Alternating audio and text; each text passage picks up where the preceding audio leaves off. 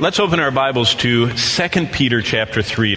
We're looking this evening at standing before Jesus. We're looking at, as Luke 21 said this morning, that we should watch and pray.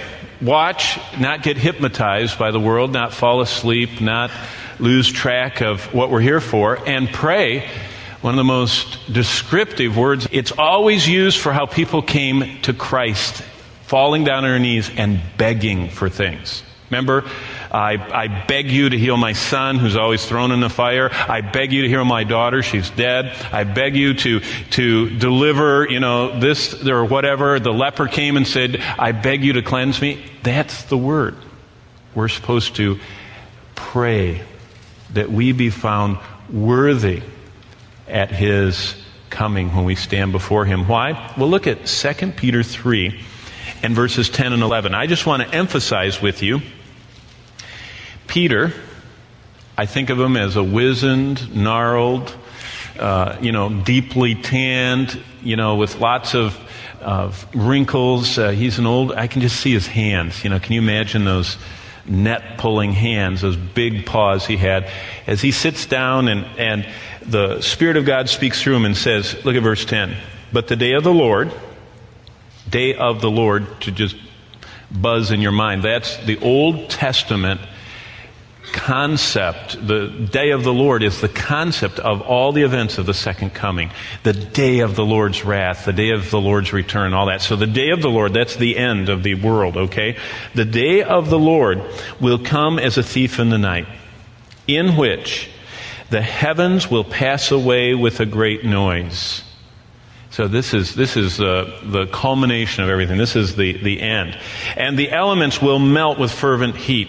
Both the earth and the works that are in it will be burned up. Now look at this. Day of Lord, heavens pass away, elements melt. The earth and the works in it will be burned up. Verse 11. Therefore, since all these things will be dissolved. Now just for a second, look up from your Bible and just go like this and look around you. Everything you see, and when you drive home tonight, everything you see, and when you fly on a business trip this week, everything you see, and when you get to your house, everything you see, except for the people around you, everything that's precious, that we save, that we guard, that we have in our safety deposit boxes or wherever you put your special things, they're all going to burn up, okay? Seeing all these things will be more than burned up. Bonnie and I once had a home that burned. And when things burn, they don't really burn. They just get all smoky and, firemen are so good that they get it usually for it does too much, just ruins everything. So you still have them. They're just wet or yellow or black or stink. You know what I mean? But most things you don't. Look what he says. It doesn't just say that little smoke damage, little darkening here. Everything will be dissolved. Every trophy, every trinket, every treasure, everything we work long and late and hard until exhaustion and sick and we're anxious over and it's so important to us and we get upset when it gets broken or someone kicks it or scratches it or touches it or whatever. Everything, verse 11, will be dissolved. Because of that, isn't he a good preacher? Look at how the punchline. What manner of persons ought you to be in holy conduct and godliness? You ever eaten with someone famous?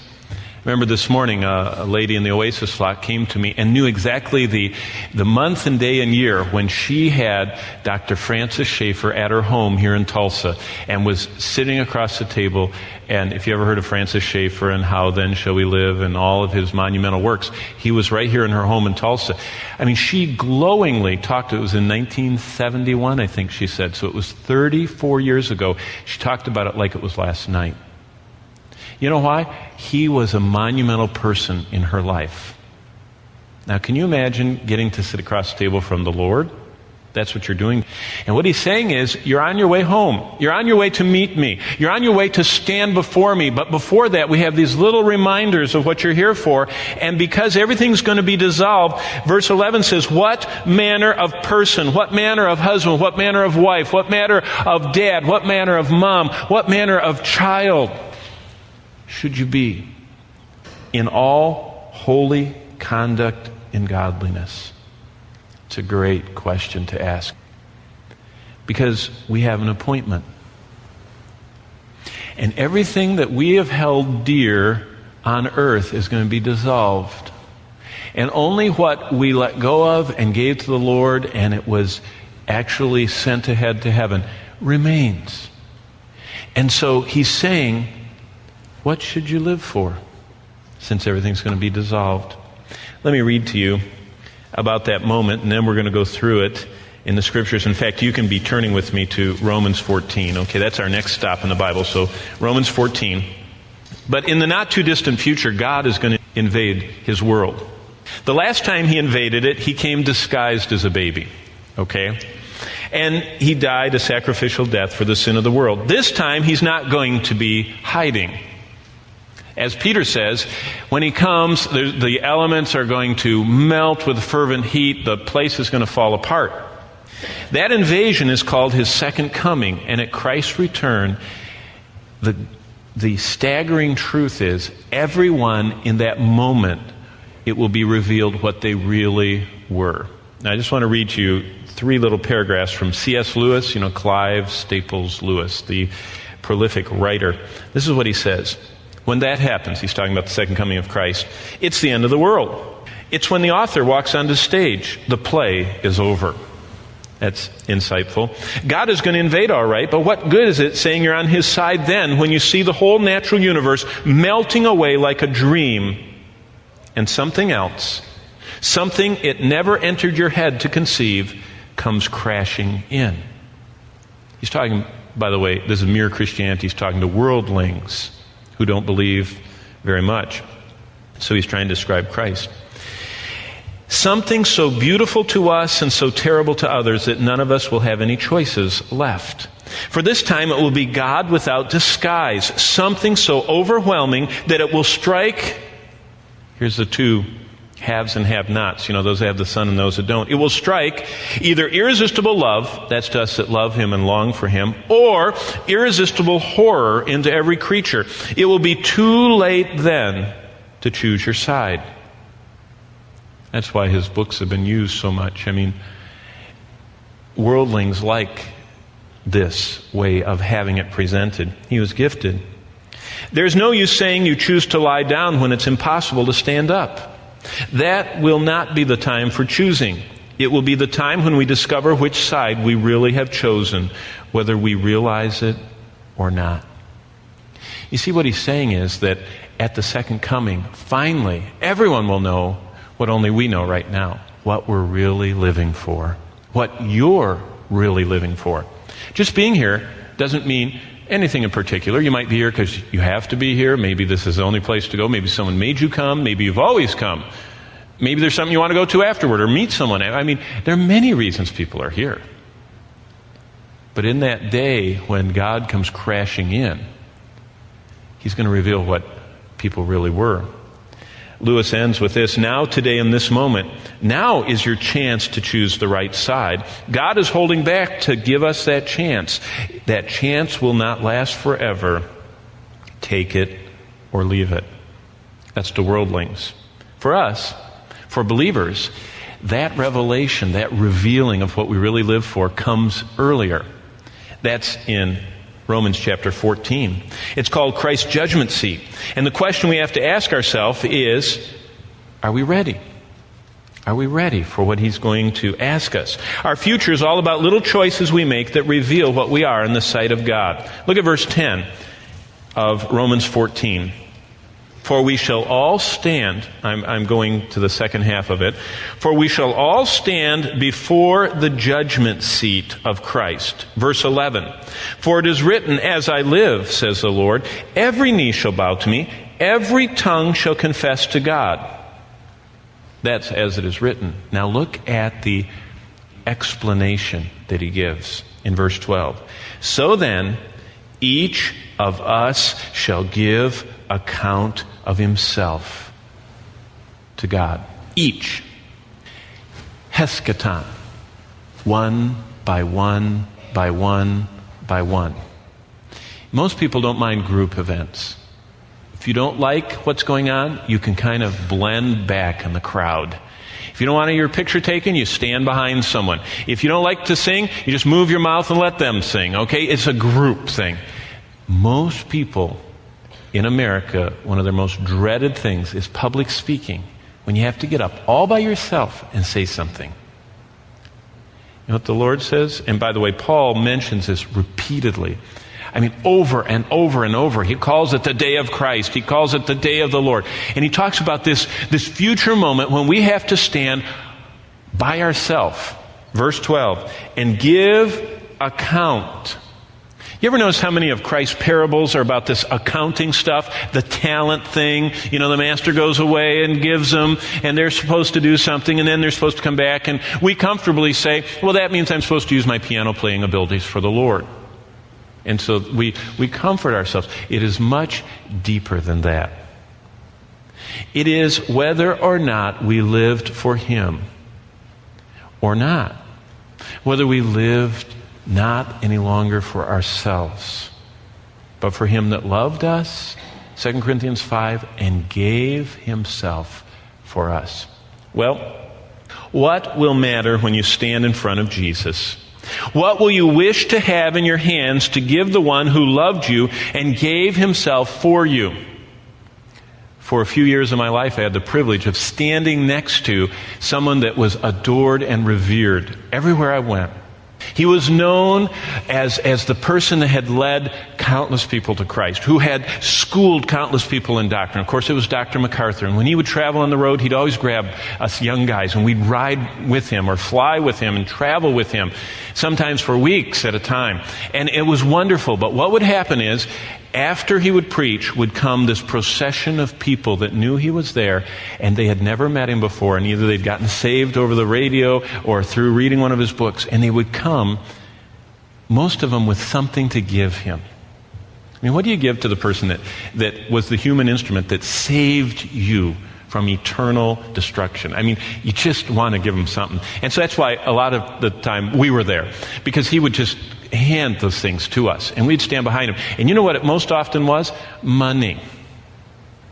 By the way, do you know what Dr. MacArthur did with money? I can remember time after time people would hand him, wads of currency. They'd say, this is just for you. Thank you for your ministry. And you know, he would look the crowd over before he spoke, and he'd pick out people he felt were poor and needy. And he'd alert us, and at the end of the service, when people come and do that, he'd look right at them and say, thank you. And he'd take it, and as they turned away, he'd hand it to one of us. And he had already told us who to take it to. I remember so many times walking up to someone and saying, this is a gift for you from someone, they just thought you need it. And to look at the utter disbelief. But you know, the moral of that story is those people that gave him the gifts thought so much of him. When you, verse 12, stand before the one that loved you and gave yourself for him, what are you going to have in your hands to give him? Are you working on that gift? Are you thinking about it? What is he worthy of receiving from us? That's what Paul wants us to think about.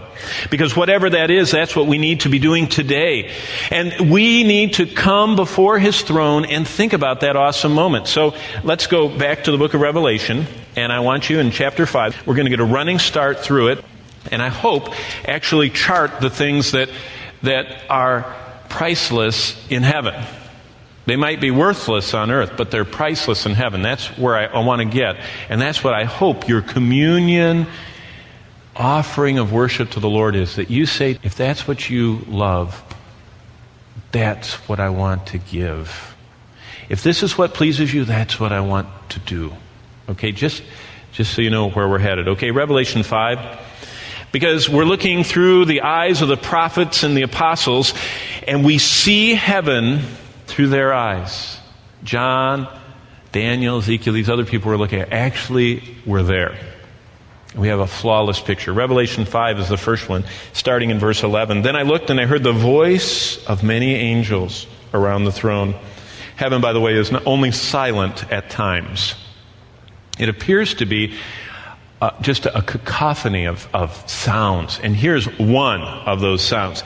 The voice of many angels around the throne. So it's just, every time I say this, I think of when I venture into my beehive out back. We have a few thousand bees living in there, and I wear my little suit and puff my little smoke thing at them. I act like I know what I'm doing, and I get my tool and I open that top and I take it off, and all of a sudden you instantly hear the sound. They know something's happening, and it goes from not hearing anything to it's just getting louder and louder, and they all start moving, and of course they do their thing, and I with smoke at them. But that's what I think about, just this constant angels, these countless angels around the throne, and you can hear their voices. Verse 11, and the living creatures, and we already know what they say from last Sunday. They're crying out loudly, holy, the trisagion, holy, holy, holy. It says that they're crying that out. They're kind of up here. They're above the throne and circling around. And then around the throne, down on the kind of the floor or ground level, are all these angels and the elders. And the number of them, that's the angels, was hundreds of millions and millions of millions. And they're saying with a loud voice, us, the 24 elders, which speaks as representative of the priesthood that believers of all ages have to Christ, and the creatures, these living creatures, and the angels, all of us in unison are saying this 12th verse, which we sing often, worthy is the Lamb who was slain to receive power and riches and wisdom and strength and honor and glory and blessing. Isn't that amazing to know what we're going to be saying? Those angels capture our attention. Those countless white-robed angels standing like living walls of pure white robes, rising, reflecting the light of God. They rise and fall to the sounds of these four creatures as they crisscross the expanse of the four corners of the throne. They move as one. The angels are falling down on their faces with the 24 elders as together they speak the wonders of the glory of God. Now, slip down to, actually back to chapter 4, verse 5 of Revelation, because the second attention-riveting part of heaven is not just these countless angels, but what's going on in front of us, because it says in verse 5, and from the throne proceeded lightnings, thunderings, and voices.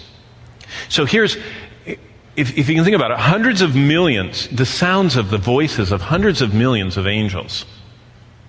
And these holy, holy up here. But out of the throne itself, see what it says? From the throne, God's throne, are proceeding lightnings.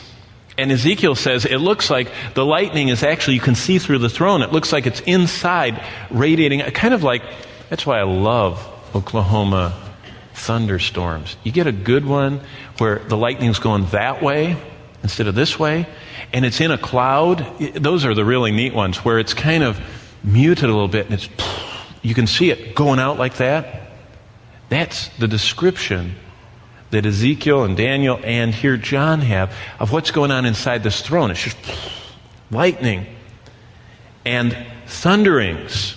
So there's this huge reverberating sound and voices. That's interesting. I don't know what that is, but it's there.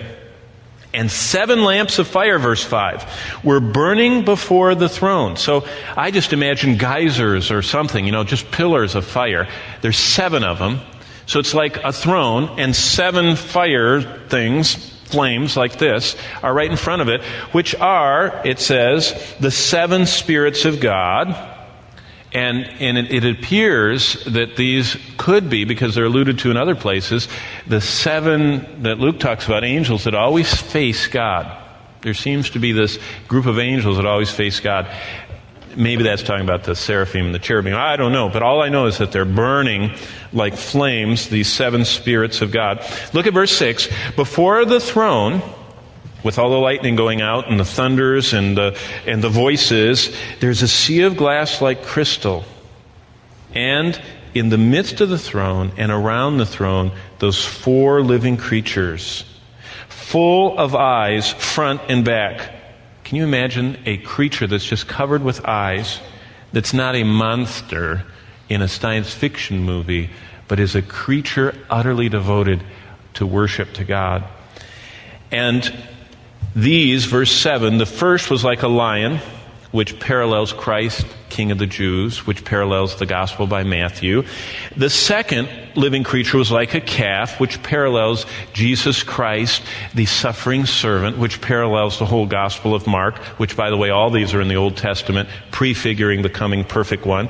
And the third creature had the face of a man, which parallels, by the way, they're even in the right order, because that parallels the Gospel by Luke, which presents Christ as the perfect man, for the Greeks who wanted a perfect man. So this creature that had the face of a man. And the fourth creature was like a flying eagle. Isn't it interesting that these creatures are mentioned in the same order as Matthew, Mark, Luke, and John, and the same representative image that were on the standards of we could go into this. All the tribes of Israel gathered around these 4 creatures' faces too. But they organized Israel that way. They were in the tabernacle, and now they're around the throne. This is important to God. Like a flying eagle, which is a picture of Christ as divine, which is the whole theme of the Gospel by John.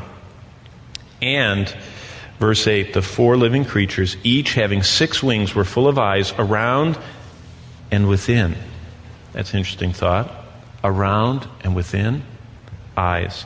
And they do not rest night or day, saying, Holy, holy, holy, Lord God Almighty, who was and is to come. And whenever the living creatures give glory and honor and thanks to Him, who sits on the throne, who lives forever and ever, the 24 elders fall down before Him who sits on the throne and worship Him who lives forever and ever. People always say, what are we going to be doing in heaven? Sounds like we got a full schedule already. You're listening, and as soon as you hear the cherubim screaming out it from the sky, the expanse around the throne, holy, holy, holy, you fall, and I fall, and we fall on our faces before Him. To think that we can offer worship to God. But now comes what we need to get ready for. Look what these angels do. At the end of verse 10, and cast their crowns before the throne. Because of this, every time the creatures speak, they cast their crowns. It appears to be that you get them back, and then you cast them, and you get to get them back, and you get to cast them. It's kind of like an eternal memorial that you keep getting to offer to the Lord. Do you ever think about that? Not one time. It's not like saying, well, I was really busy in my career and school and my life and my everything else, and so I only got to do this, but there you go. That's over with. There seems to be an eternal casting going on here. Because it says, every time the creatures say the trisagion, the holy, holy, holy, the 24 fall on their faces and cast the crowns. It's an interesting thought. If that's how it is, then it's really important what we do while we're here on earth, because it's what we're going to be giving as our offering forever. That's why it's very sobering to think, only one life 'twill soon be past, and only what's done for Christ will last. Remember who said that? C.T. Studd on his deathbed. And his next line was, I'm sorry that this is all I have to give. And he gave his entire life. He was so into this, he wanted to have longer to give more of his life to the Lord. Okay, and they say, as they cast the crowns, verse 11, you are worthy, O Lord, to receive glory and honor and power. If you're one that likes to study stuff, they alternate between the sevenfold, that's chapter 5, worthy is the Lamb slain to receive power and riches and wisdom, strength, honor, and glory and blessing. That's 7 different elements, and this one only has 3. You're worthy to receive glory, honor, and power. And then they talk about you created all things, and by your will they exist and were created. But as you back up, your eyes go from from looking at these angels and then looking at this floor and all the flames and all this casting going on to looking at the throne itself. And I want you to see in chapter 7 of Daniel, where we were last time, but I just want to remind you of it, back up to Daniel 7 and verse 9, because I want you to see the throne again. I want you to see the magnificence of the setting that all this is going on. Daniel 7 and verses 9 and 10.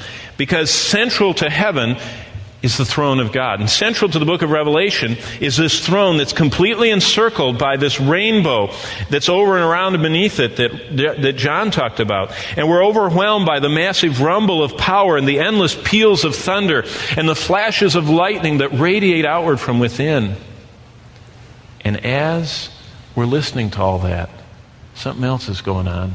There's a waterfall. There's a river of fire. It says in Daniel chapter 7, look at verse 9. I watched till thrones were put in place. By the way, thrones. See, these things are not looking at something in the future. He actually was seeing it happen. That's something that is very boggling. He didn't see a representation of the future. Each of these prophets actually saw the future. They saw it happening. And so when Daniel picks up, the thrones were being rolled into place for these 24 elders. The thrones, not the throne. God's throne's all set up. It's there. The thrones were coming. And the thrones were put in place. And the Ancient of Days was seated. His garment was white as snow. The hair of his head was pure wool. That's Revelation 1, describing how Christ looks right now. Remember, God is a spirit. God doesn't have a robe. God the Father. As W.A. Criswell of Dallas so succinctly said when he preached through this, he said, the only God you'll ever see is Jesus Christ. You understand that? You're not going to see three people walking around up there. And you say, now which God are you? You know, it's one God in three persons. Two of them are represented by the dove, and because they're invisible spirits. The exact Hebrews 1:3 representation of God that you and I will see is Jesus Christ. He is the exact representation. He is the God that you will see. And that's who's on this throne. And it's who's wearing the robe and has the white hair. But keep looking at this. His throne was a fiery flame. Remember, I just told you about the lightning coming out, and it says it looks like a gemstone. The whole thing looks like a gemstone, but it's got lightning, but it's also on fire.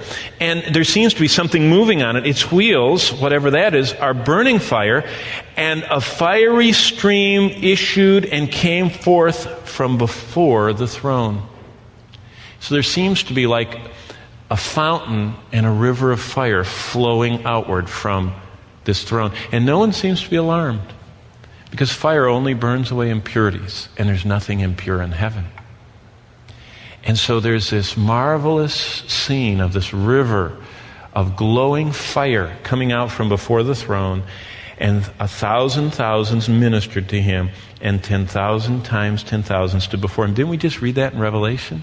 It's the same thing. Same place, same event.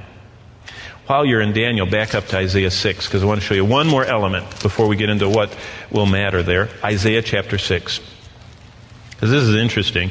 I love how the scriptures don't just leave us up there in na-na land, thinking about all the thunder and lightning and voices and all that.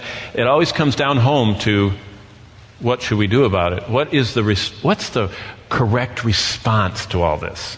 Okay, here's one of them, because these creatures that are around God are called the burning ones. You ever heard of a seraph or a seraphim? That word in Hebrew means burning one. So there are these burning ones. They seem to be like they're on fire. And that's what Isaiah saw in Isaiah 6 in verse 1. In the year that King Uzziah died, I saw the Lord sitting on the throne.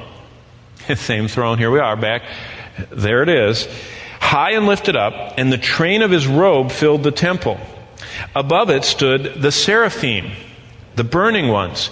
Each had 6 wings. They could be similar to the cherubim. Maybe it's another word for it. Maybe they're different. Maybe the cherubs with all the eyes are on fire too.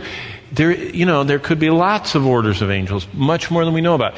We just know the things that are revealed are what God wants us to know. We can think about it, but it doesn't matter whether there's different or the same or whatever.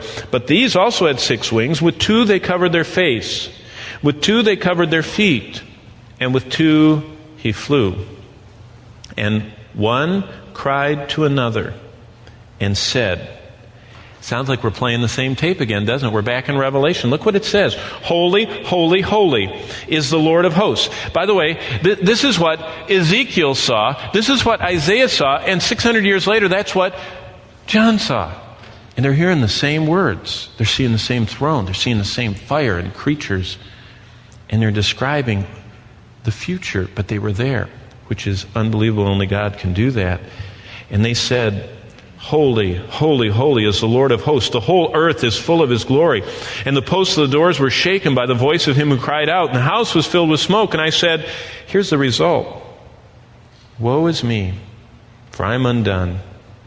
I am a man of unclean lips, and I dwell in the midst of a people of unclean lips. Why did he get all like that? Because my eyes have seen the King, the Lord of hosts. So the more he saw of God, the more he saw his sinfulness, and that caused him to cry out and not want to be that way. He wanted to be pleasing to God, and so the Lord heard the prayer of his heart, and look what happens. It says, and then one of these burning ones flew to me, having in his hand a live coal which he had taken with tongs from the altar, and he touched my mouth with it. And he said, behold, this has touched your lips. Your iniquity is taken away. Your sin is purged. Wow. Well, these 24 elders rising and falling, this throne burning, the living creatures crying out. Let's move to the book of Mark, chapter 12. What's going to matter when you and I are actually there? Mark 12 and verse 33 is where we're going to start. Because we already saw those 24 elders, which represent us as those who worship God, have a harp and a crown and a golden bowl, and the golden bowls contain the worship offered by God's saints on earth, the book of Revelation tells us. And every single elder and every saint falls on their face before him, and we offer our worship and we throw our crowns. So the question we need to ask ourselves is, how do you get one of those things to throw? Because I want to give him something. Now the good news is if you're in heaven, you're going to have at least one, okay? Everybody gets one of the crowns. So breathe a little easier tonight. You don't have to work so hard to earn, some kind of offering for the Lord, because everyone gets one. The other 4 are not free to all. They are, as Paul says, from choices we make, okay? I'm going to talk about that with you, but Mark chapter 12, what is valuable in heaven? What is the currency of heaven? We can find that if we read carefully. In fact, and some of you still haven't decided what you're going to do when you read through the Bible this year. You could do this. You could look at all the scenes of heaven. They're all the way through the scriptures. You find them. I mean, Moses gets to go up there and he sees the sapphire blue crystal sea around the throne. And he actually gets with the elders of Israel to eat in front of God. What we're doing tonight at communion, only they were having a special meal as the covenant people of God. So you can find heaven all the way through the scriptures. That's a neat study. If you don't have anything else you're looking for, get a pen and mark that. But what is the offering that we get to offer to the Lord in heaven? What can we do on earth that matters in heaven? What can we do on earth that lasts in heaven? What can we do on earth that is precious and deposited in heaven? That's a constant source of study for me. And let me just show you how far I've gotten. These are as many as I've found, okay? Starting in Mark 12, verse 33, because the first one is this. Your devotion and my devotion can be a burnt offering, can be a sacrificial offering to God. That isn't giving something or doing something. It's something we have within us in our heart. Now look at what Jesus says. Mark 12:33. And to love him with all the heart and with all understanding and all the soul, with all the strength, to love one's neighbor as oneself, is more than all the whole burnt offerings and sacrifices. Do you see what Christ wants? He wants more than all the outward activities, He's looking for the devotion of our hearts. And that's a pretty private thing. Because all of us can go through motions and can fulfill duties, dutifully do our work for the Lord. More than all those offerings and sacrifices is the love with all of our heart, with as much as we understand about God, with all of our soul, with all of our strength, that goes outward into the lives of others. That devotion. Let me ask you this, okay? Just to apply it. Have you offered your devotion up to Christ irretrievably? You remember the whole context as we look at Christ talking here in verse 33. They're asking this teacher, he says, I want to know from the Scriptures. I know it says that. I just want to know how to do it. And what Jesus does is, Jesus tells him, you're not far. You understand that it's a heart attitude. And then the gospel writers record, and we don't have time to look at them, but Jesus has all these people that are irretrievably offering that devotion to him, like the woman that broke the alabaster flask and poured it out. She couldn't get it back. That was a physical picture of what he's talking about here. What have you and I irretrievably, completely, and lovingly given up for Christ? Now, what are some things we can do? We can give him time every day because we love him. You know, if you love anybody on earth, you want to be around him. You want to spend time with him, right? Do you love Jesus so much you want to spend time with him? That you irretrievably, completely give him time.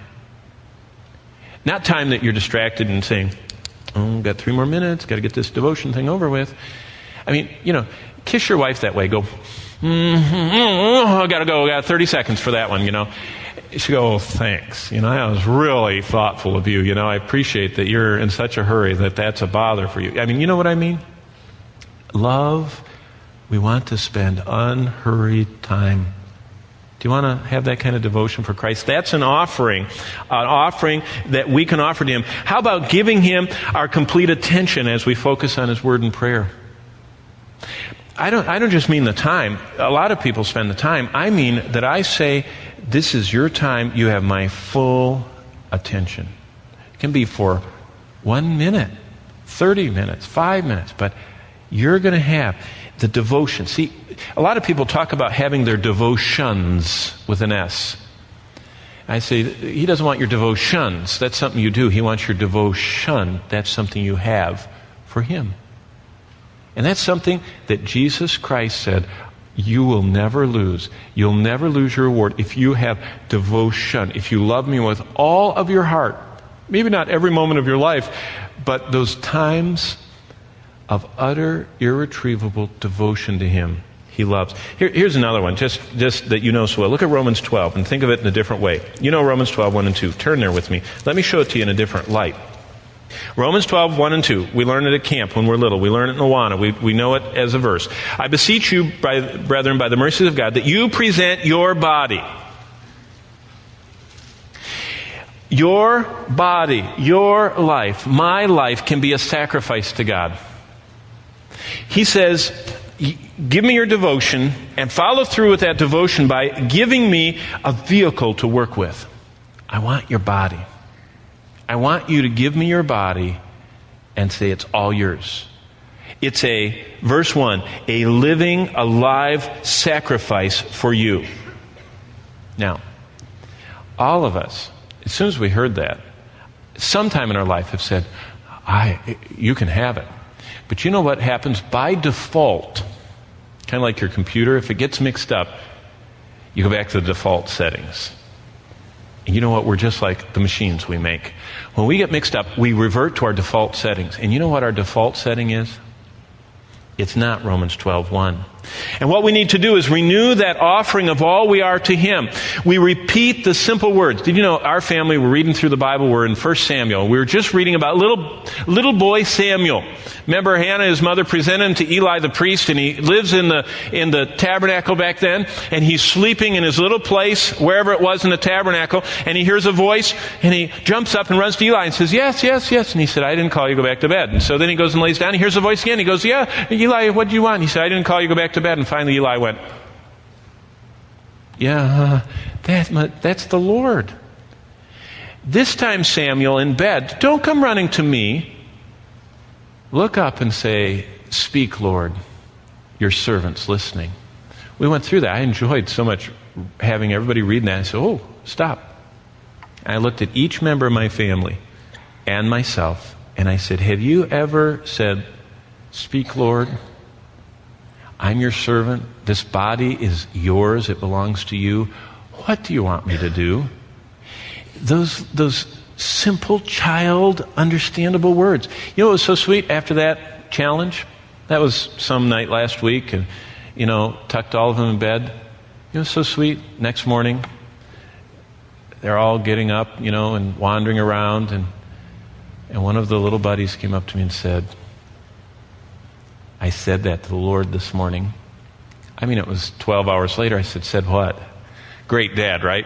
Right in tune with this spiritual moment. I said what? And then he just got this heavenly look, and he went, speak, Lord. And I was just smitten. I thought, oh, it's last night's story.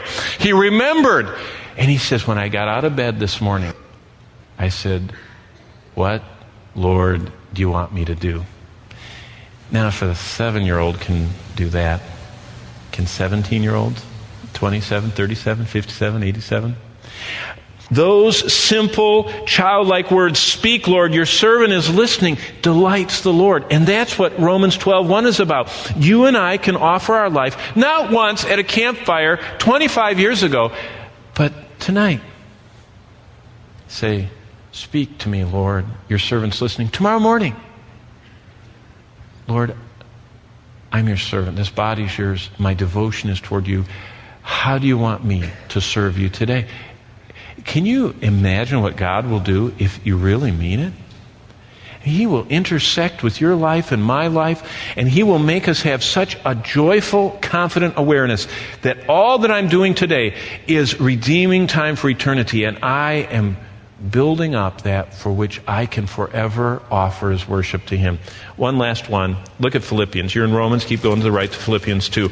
And by the way, I said I collect these. I could go on and on. I have a whole collection of these because as I read through the Bible, I ask the Lord, what counts forever? And here's a beautiful one that Paul has in Philippians 2:17. He says, Philippians 2:17, I am being poured out as a drink offering on the sacrifice and service of your faith, and I am glad and rejoice with you all. What's he saying? He's saying his service for Christ's church was a drink offering.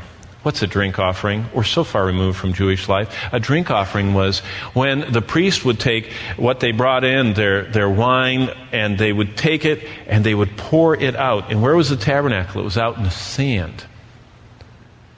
And they would pour it out, and when you put a liquid in the Sinai desert, that sand goes, it's gone. You couldn't dig fast enough to get it. It's gone. And what Paul said is, my strength, my life, my breath, I'm pouring out in the service of Christ's church. And it's gone. It's irrecoverable. I can't get it back. Are you pouring out what you cannot keep to Christ? If so, you can't lose it. Now think of some things. Each time you serve, in your heart, if you serve in a classroom, look up and say, Lord, I'm irretrievably pouring out this time for you. You serve in the nursery, say, walk in. They'll think you're looking at the stained tiles, up on where the water used to leak. And you look up and you say, no, I'm not looking at that. Saying, Lord, I am irretrievably pouring out this time to you that I serve. You serve Wednesday night with the masses of kids in Awana. When you walk into your post, your listening post, or your room and you're setting it up, pause for a second. And you'll get a thrill in your heart. You know what happens? We just kind of do stuff. And we don't stop.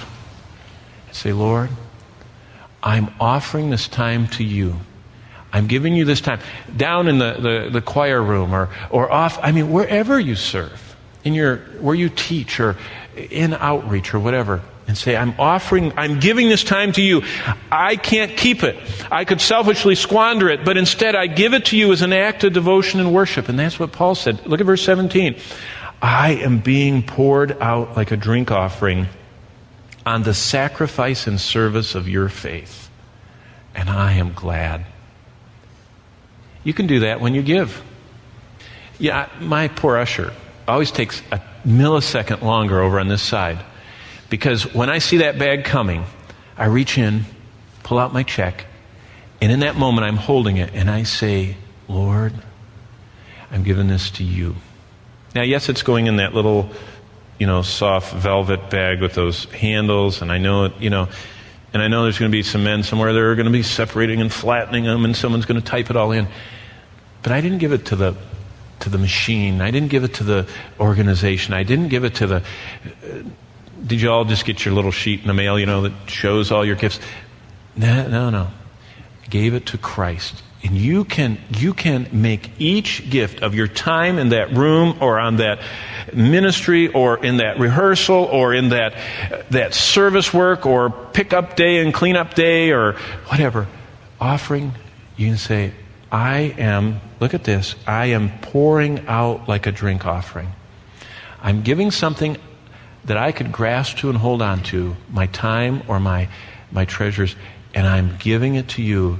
I'm pouring it out irretrievably for you. That's just a few. Our gifts can be fragrant worship offerings. Our worship can be a praise offering. Our deeds can be spiritual sacrifices. Our prayers can be incense. Think about the moment when you're going to stand and you're going to hear that sound of those angels as they start saying, holy. And as you hear that, you start feeling yourself falling down and casting what you were in this life for Jesus Christ. What you did by His grace. What you denied of yourself. And irretrievably offered to Him. Your time, your treasures, your devotion, prayers, sacrificial ministry in others' lives. You're going to be casting that before Him. I don't know how He's going to get them back to us, but we're going to hear the call again. We're going to cast it again. Let's bow before Him. Father in heaven, I thank You. I thank You that we get to come tonight to sync with heaven. In this moment when we bow before You and we push everything else out and we seek Your cleansing and ask for Your filling, we're in concert with what is constantly rising before Your throne. And our worship tonight can rise like an offering before You as You sit on Your throne. You're here tonight. You're meeting with us. Lord Jesus, You've told us in Revelation, You're actually walking up and down the aisles looking for whether with our whole heart we'll seek You tonight. And I pray that we might. The greatest thing we can do is to worship You. Worship the Lord thy God. In Him only we can serve. But we want to worship. Energize our worship. Thank You for the bread which portrays Your body which was given for us. Thank You that You gave Yourself for me. And I pray that all I have, I would give back to You and all of us tonight. For Your glory we ask. In the name of Jesus, amen.